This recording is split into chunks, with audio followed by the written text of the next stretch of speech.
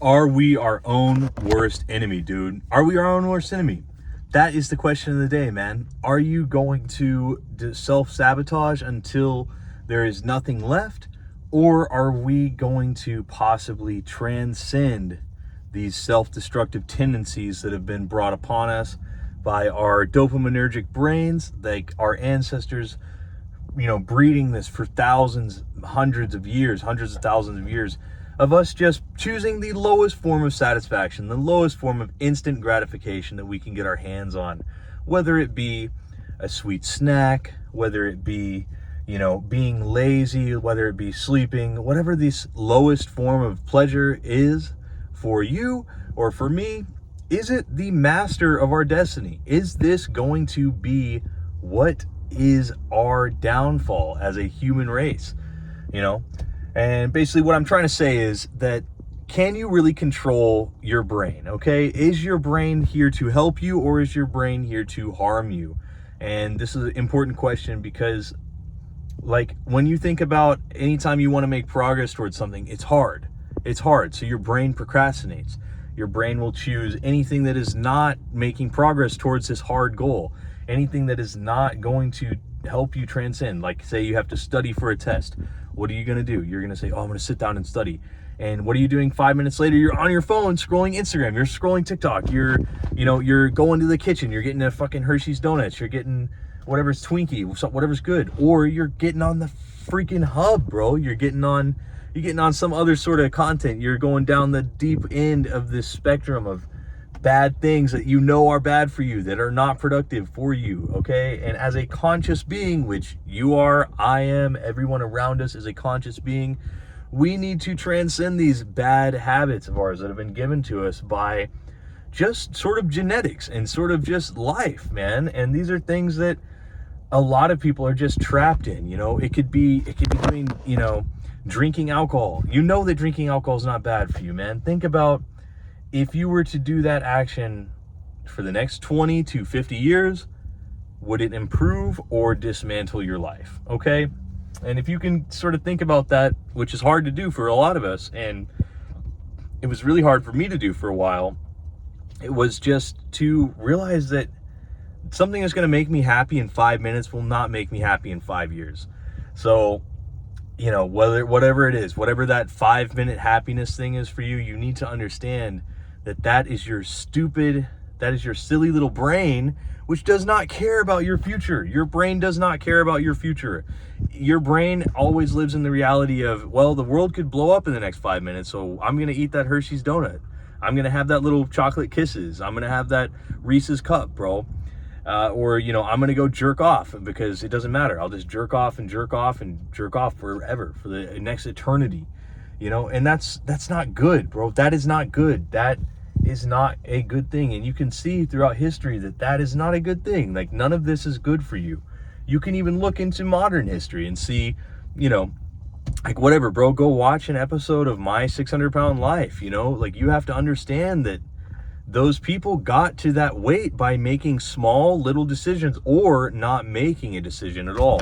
So, like, if you have a problem eating, like I used to have a problem with eating, I still have a problem binge eating from all the bulking and the cutting. The bulking really gave me sort of almost a binge eating disorder, where I would literally just go into the kitchen and eat everything I could until I was full, until I was absolutely stuffed and sick almost, because I was like, okay, I have to gain weight.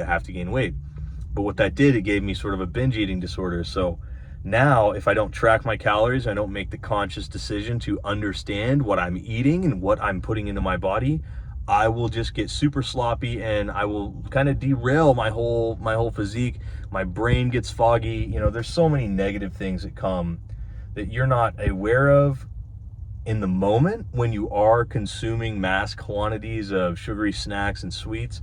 But if you look back on it and say, oh my gosh, I feel so much better.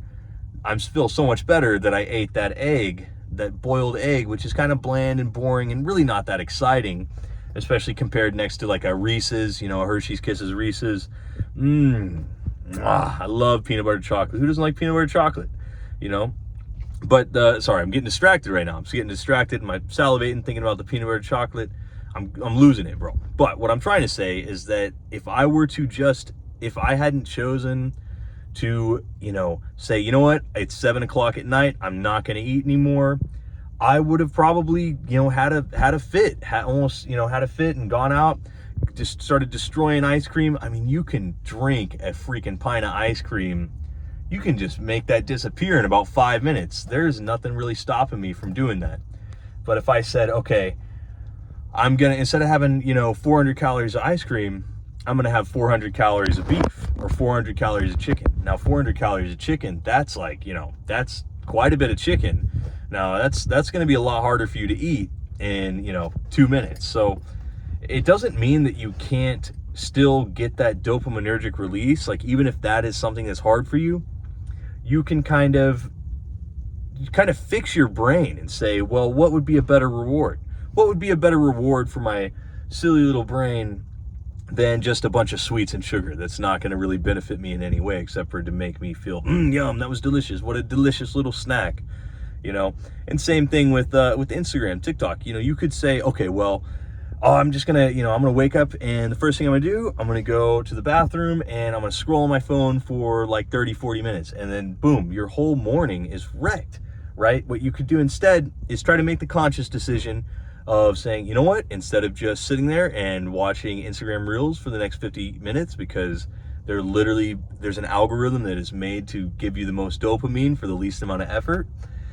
You could put on a podcast. It doesn't even have to be something great. It could be a history podcast. It could be a language podcast. It could be something, as long as it's an enriching form of content. And I'm not saying to go listen to some finance bro, tech bro, Hamza, or anything like that and say, oh, well, not saying that's not better, but, you want to put something on that's going to enrich you.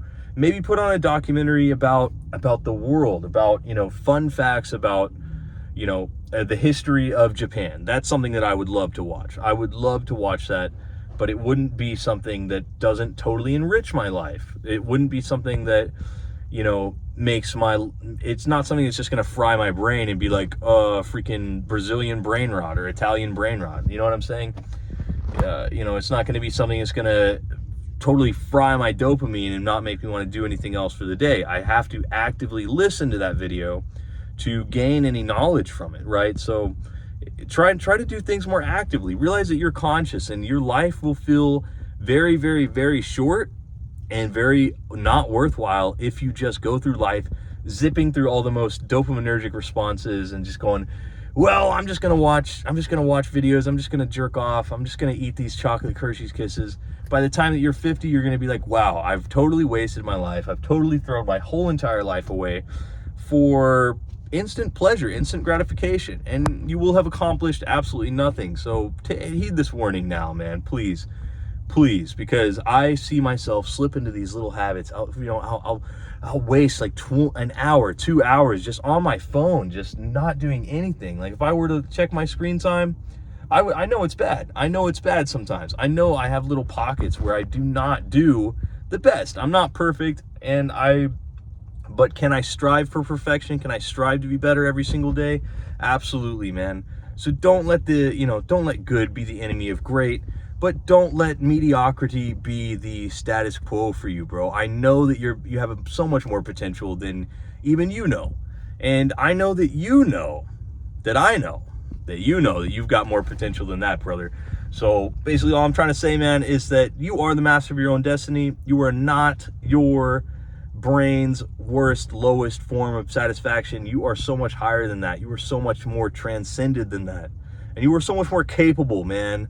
And you will feel more accomplished if you try to do the hard thing. So whatever that is in your life, you know what it is. You know what it is. I don't know what it is. For me right now, I like to share a couple of goals on the channel just because it's important for me.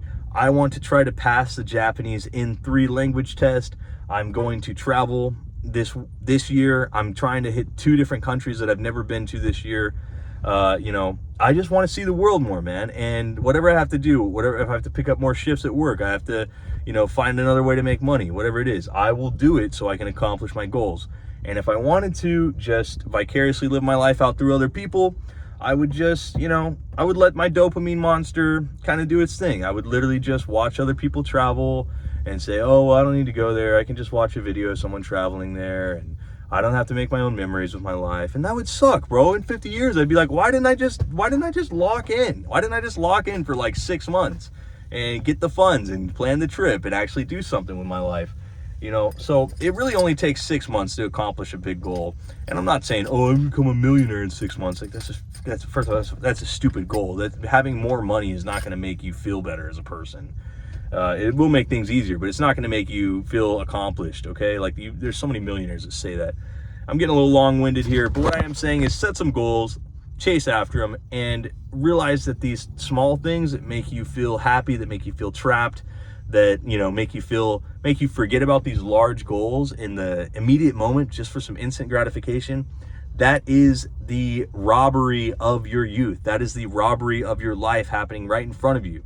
And you don't even know it. You probably don't even know it. I didn't know it. I didn't know that what I was doing was literally taking years off my life. But you will talk to people that are in their 50s and 60s and they will say, I really wish that I had done more with my life.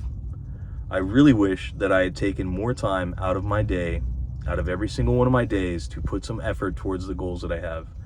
And all I'm saying is that you have the power to blow today's back out every single day, bro. So just make it happen, man, because I love you, and I just know that you have so much more potential than you know, that I know, okay? So I won't say that again, but thank you guys so much for all the support on the channel. Like I always say, make sure you guys slam that like button and blow today's back out. Peace.